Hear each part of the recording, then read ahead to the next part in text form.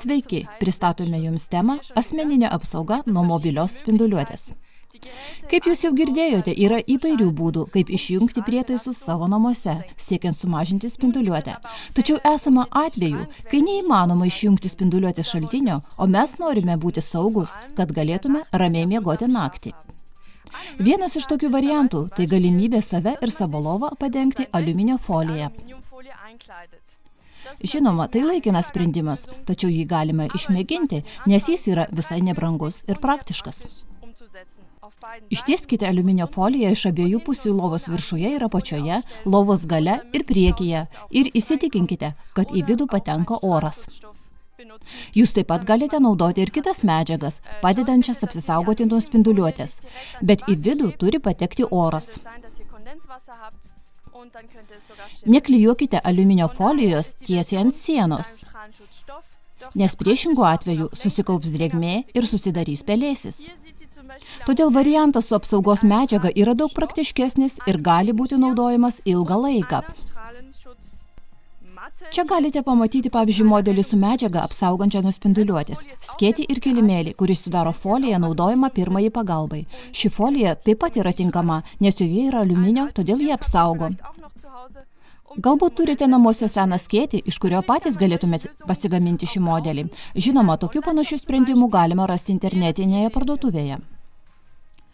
Kairėje pusėje yra trikampio ar piramidės formos modelis, o dešinėje kvadrato. Jų medžiaga taip pat skiriasi. Ši medžiaga apsaugo tik nuo aukšto dažnio spinduliuotės, o ši medžiaga ir nuo žemo, ir nuo aukšto dažnio spinduliuotės. Be to, jis yra laidus elektrai, todėl turi būti įžemintas. Apatiniam sluoksniui yra kilimėlis, panašus į plėvelę, naudojama teikiant pirmąją pagalbą. Jį taip pat galima įsigyti čia.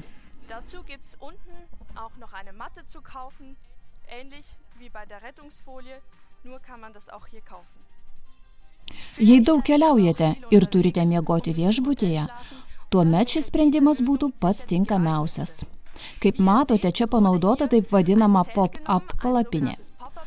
Ant jos buvo prisiūta medžiaga, apsauganti nuo radiacijos, o paskui atkirptas palapinės audinys. Forma yra išsaugota, tačiau panaudota medžiaga sauganti nuo radiacijos. Tai varinis patiesalas, kuris taip pat atspindi spinduliuotę. Čia vėlgi kita medžiaga, skirta apsaugai. Visą tai galima supakuoti į mažą krepšelį, todėl labai praktiška jį pasiimti su savimi.